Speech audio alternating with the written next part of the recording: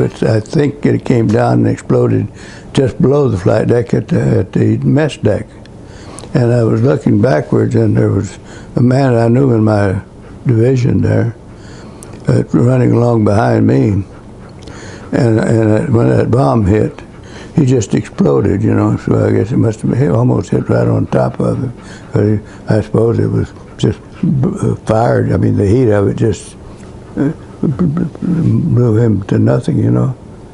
I remember who he was. He was a married man. He had six kids, and yeah, he was. Yeah, I remember the guy. And but I mean, you never saw any of him anymore. But so that's what happened to that. A lot of that. I saw TBM after I got back up on the. That's when I took hold of this friend and dragged him off onto that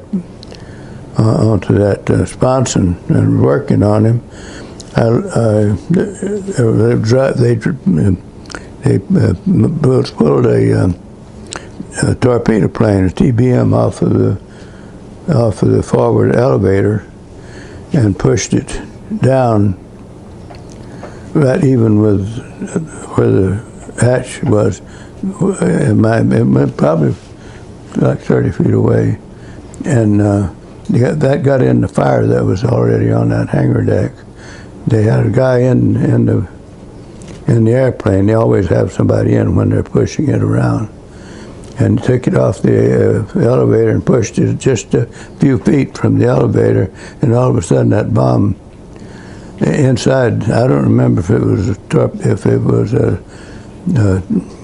torpedo, aerial torpedo in the bomb bay, or if it was a depth charge. But whatever was in there exploded, and it just disintegrated that TBM. You couldn't even.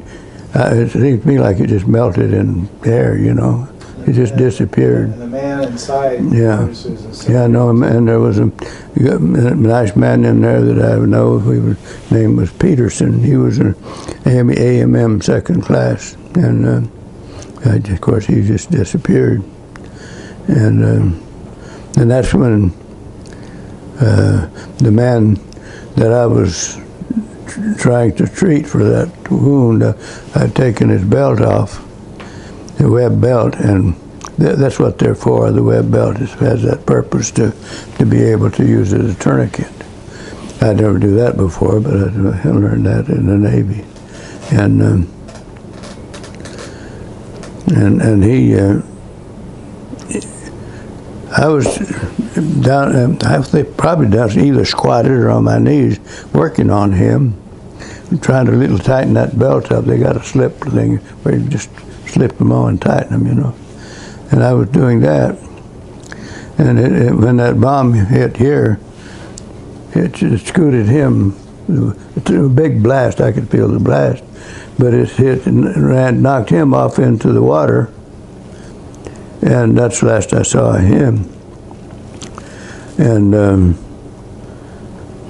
then, of course, by that time, we got other people were coming from the ship, getting onto that sponson there, and talking, and about that time I'm not sure if this explosion. No, it had to be another explosion that went off on the port side of the bulkhead from where I was standing all the way to the flight deck. That whole bulkhead went off into the sea.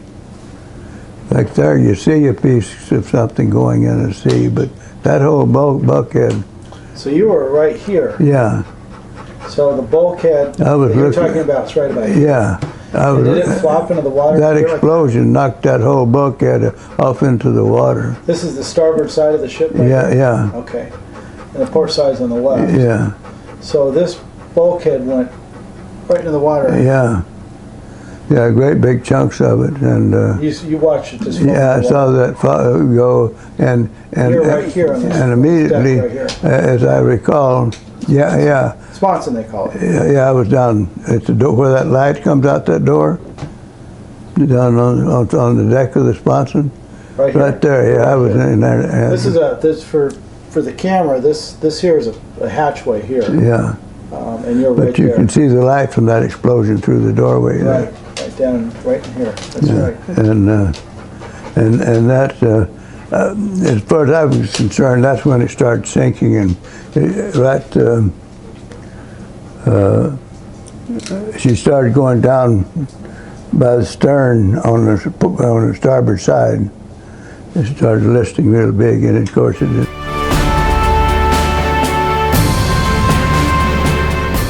Burns and explosion, you know. Okay. And that cruise quarter on the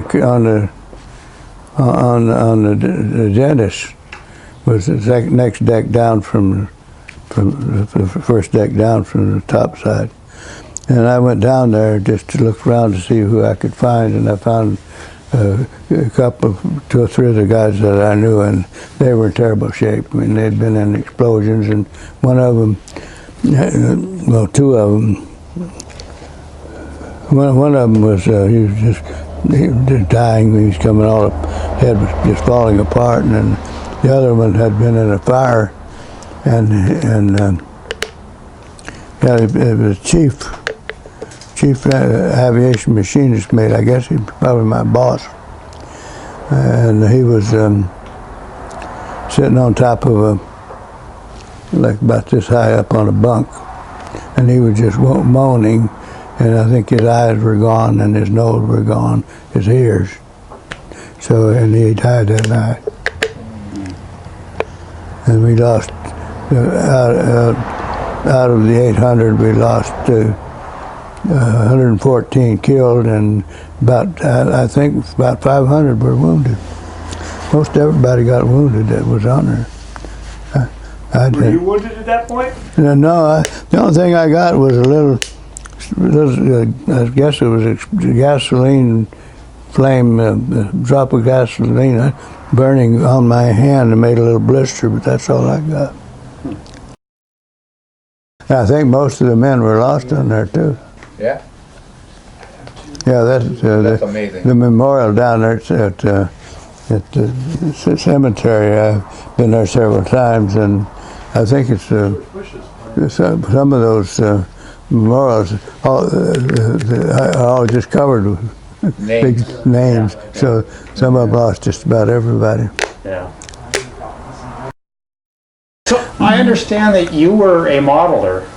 Well, that's where I worked for the last 10 years. I worked for North American Rockwell, Yeah. and that's what we built was wind tunnel models. Downey? Downey plant? No, it was the L.A. Oh, Yeah, Los Angeles. that Torrance? Or is all that, kinds of- No, it's right below the airport there, Oh, where the main Okay. plant used to be.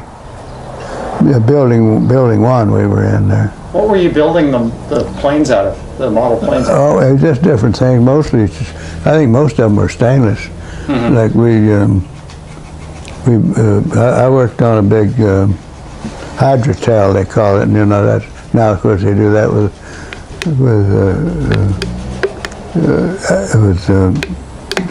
those mills, you know.